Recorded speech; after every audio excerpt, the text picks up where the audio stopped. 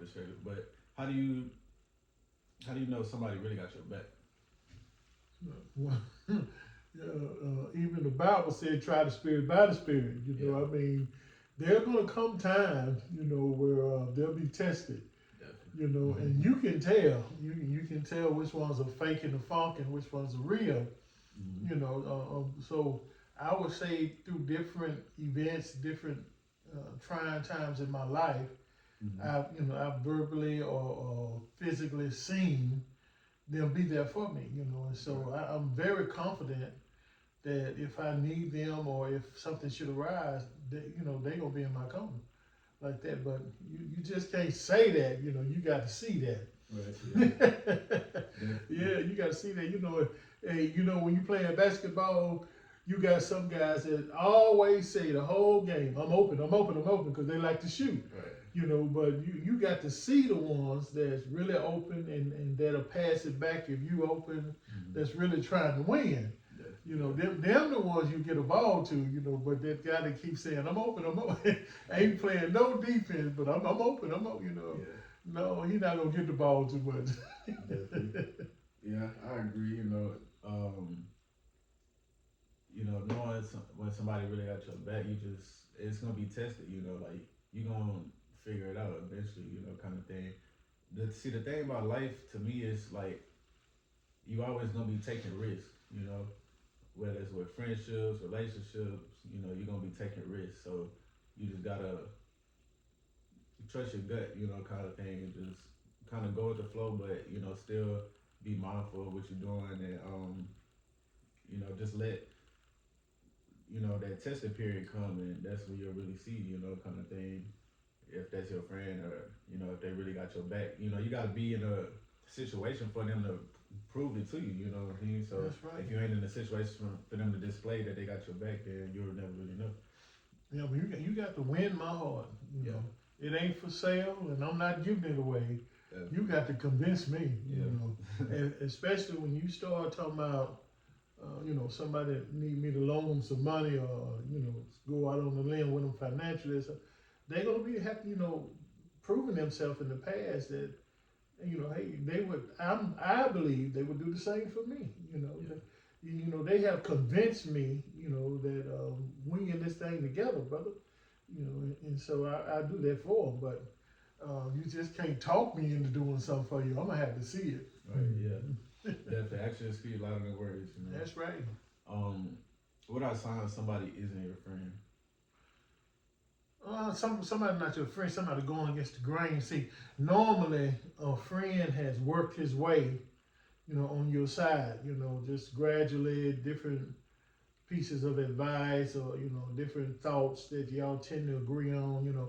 They kind of work their way, on your side. But when you start seeing them going against the grain and y'all not thinking the same, and you hearing something you told them and you didn't tell nobody but them, that kind of stuff, it kind of give you clues that they're not all you thought they were, and they probably at a level they need to stay at. They ain't gonna get no higher level, at least not in my life. Hmm. But when you start seeing things of that nature, the views are different, and they can't keep nothing. They talking all that kind of constantly doing things you wouldn't do, getting in trouble and needing some help to get out, all that kind of stuff. That's all those red flags that hey, we ain't gonna make it. Right. You Yeah. go your way, I'm gonna go my way. I don't wish you no harm or nothing, but we ain't gonna make it. Definitely. One sign I'll add in there for sure is that like if you ever got a friend that talk about like say you may got a friend group or something and but you got one friend that you probably maybe hang with more out of the friend group and Hmm. while y'all with the friend group it's a certain way but when you with that one friend they may be talking about others in the friend group and stuff like that. Watch out for that kind of stuff, but that's definitely one of those signs that like that's not a real friend. Right, because if they'll talk about him, they'll talk about you. Exactly.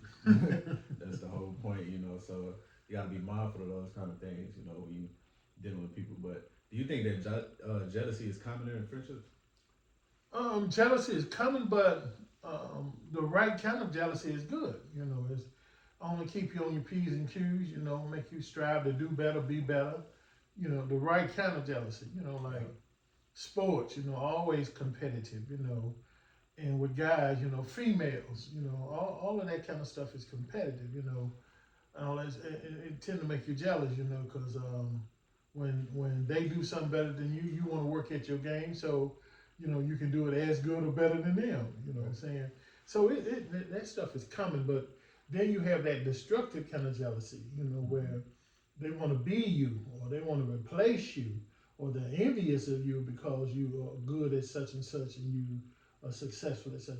Then those are the ones, you know, you're gonna kind of have to let go because they can become destructive to your overall picture. You know, not just you and their relationship, but your overall picture. You know, you have to dismiss those type of people. Yeah, I definitely agree with that. That was very well said. Like a hint of jealousy can be healthy. You know, it's like the way you think about it. You know, like I guess it's like a positive jealousy and like a negative jealousy. You know, if you got that little hint of positive jealousy, it would be like more of a motivation. You know, it's like you look at your friend, you see they doing good, like, oh, okay, I want to do that too, and you know, you kind of motivates you to do better. But or you could be like Lucifer, you know, in heaven when he seen Jesus and he wanted to be him. He wanted to be the creator. He wish he was, you know, in his position, and he found himself getting kicked out of heaven. Right. Two different, you know, ways you could go about it. But yeah, even the Bible speaks of God is jealous. mm-hmm. And it's, you know, God is a jealous God. That's right. what the Bible says. But see what I'm saying? That means he's in a position that he can be jealous and he deserves your time, your honor, your praise. He deserves, because nobody's been better to you than him. Nobody can do more for you than him. Nobody has brought you, been there more than him. And so when you give more time to somebody else or more attention to somebody else, he's supposed to be jealous because they don't deserve it. Yeah. And so that's what comes up when you start talking about positive jealousy. You know, when you got someone in your life, like say your wife, Mm-hmm. and your wife is screaming, you know, telling you, hey, I've been with you through all this and that. When you need some help, I'm the one that have to support you. You know, but every time you get a free moment or you get a free dime, you chasing your boys. You know what I'm saying? But there's some things your boys can't give you. Right. See, that's good jealousy. You know, she's telling you some of that time needs to be spent with the one who deserved it. Definitely makes a lot of sense. Do you think that success can change friendships? Oh, I know the concessions change fish, but sometimes it's not intentional. You know, it's like we all strive and try hard to be something, to do something, you know, to be successful at something. And so when it works for somebody else and don't work for you, it can be discouraging, you know. And so sometimes without even trying, you'll take it out on them just for being successful, but you're really not mad at them or upset with them. You're upset with the fact that they figured out a way to do it and you haven't. You know, that kind of bothers you. But I think a more a better approach would be asking them, you know, what they do to be so successful or how did they do it, you know, and have them look at your situation and get some input from them. Yeah. You know, because it very well may be something you're doing or not doing that they can help you with. Yep. I feel like people just look at it in that way, you know, friendships go a lot better, you know. Yes, sir. Yeah, I got a friend, you know, David, he owned like a car shop. He do like different starlights and the cylinders and stuff and the roofs of the cars, and you know, very successful. We both went to school together and stuff like that. And just seeing how successful he was, you know, made me want to learn from him and you know get that input, like you said, you know, and see what he could maybe help me with, you know, some different areas, and so I could be in a position like that, you know, similar to what he's doing. Because of course, you know, we all want to be successful. Like you said, everybody want to do something, make something out of themselves, you know. Right. But it can be frustrating, you know, when you're seeing a lot of other people doing it and it just hasn't worked for you yet. Especially if you're really trying, you know. But that's the key thing, you know. It just ain't worked yet. That don't mean it ain't gonna work, you know. That's right. And a true friend will be supportive in that area. You know, they'll keep pushing you and telling you, hey, one day your break gonna come too. You know what I'm saying? You know, just keep on pushing, keep on working, and you'll get there. Yep. Yeah. So it's some pros and some cons in that, you know. But overall, jealousy can be a good thing. Yep, for sure, I agree. Have you ever outgrown people? But hey man, that's a subject that you can go to the moon with in friendships and relationships because the fact of the matter is that's what ends most friendship and most relationship is growth. One of you have chose to eat or bite in one area that has caused you to get big and stronger, and the other one, they're not choosing to go in that direction, so they're remaining the same.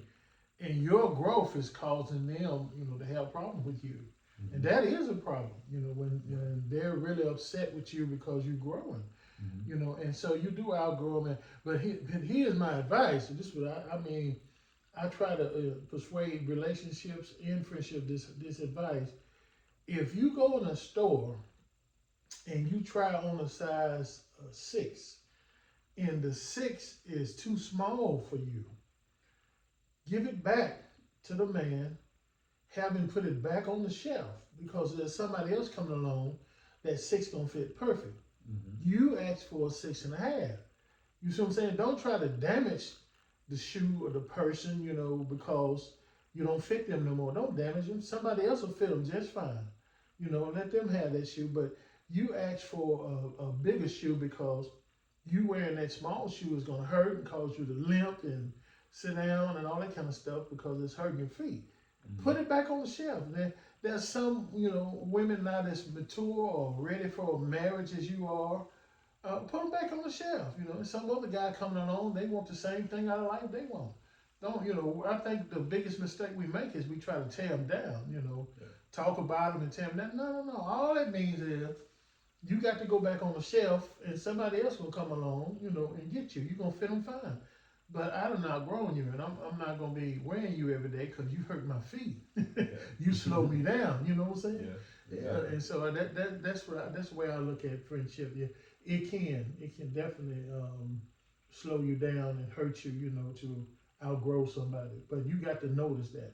Definitely. You can't just let that keep happening and affecting you in negative ways. When you see that happening, put it back on the shelf. Yeah. I mean, don't try to force, to walk in those shoes. Right. Women do that a lot, because they cute and they on sale. Right. Put that shoe back on the shelf and find a shoe that'll fit you. Right. And your performance will be better. Yep.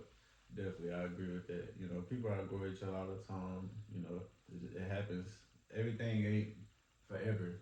What's meant to be will be forever, but I mean, some things that's meant to be is just not meant to be forever. It's just meant for a season, So that's how you gotta view it. But yeah, but it's just like food or like life. If I get up every morning at 4 o'clock and go to the gym and work out, and you sleep in to 7:38, who's gonna look better 6 months from now physically? Right. The person who's going to the gym. So whatever you feed that body is gonna cause it to grow. Some people ain't gonna eat off that menu, and they're gonna remain the same. But hey, some people gonna go to church and learn more, go to Bible study. Other people not, And so it just depends on what areas of life you're gonna grow in, you're gonna get fed in, and other people, they don't want to eat in that area. That's true. That's why everybody got their people. You know what I mean? Because it's people out there that's trying to do what you're doing too. You just gotta find them. That's right. Do you think that social media is making friendships less genuine? I don't think it is on its own, but it's contributing. Yeah. It's definitely giving you an avenue. Like I say, if it's giving you the feeling, because maybe let's say you have 1,000 followers, so it's giving you the feeling that they can be easily replaced. But it depends on what they're giving you and what they're contributing to your life. Some of them can't be easily replaced, not a real friend, because other people are not willing to give the time, the nourishment, the honesty that a real friend gonna give. So social media definitely contribute, and you fool yourself, you pretend to be somebody you're really not, because you got into the area where you're gonna say this and say that just for the likes, but that's really not who you are. Right. If you would be honest, everybody ain't gonna like you. And that's fine with me. I'd like you to be honest with me because I need to know who don't like me and who do, so I can put you in a different classification. Maybe able to categorize your There you friends and go. enemies, but I think definitely social media plays a part in making friendships less genuine. I think social media displays this illusion of options that people think they have. So Mhm. it's always, you know, it takes away from the value of friendships, you know. Yeah, but you know what? They're not considering, just like I'm fake and I'm lying, Right. they don't even consider that this person is fake and lying too.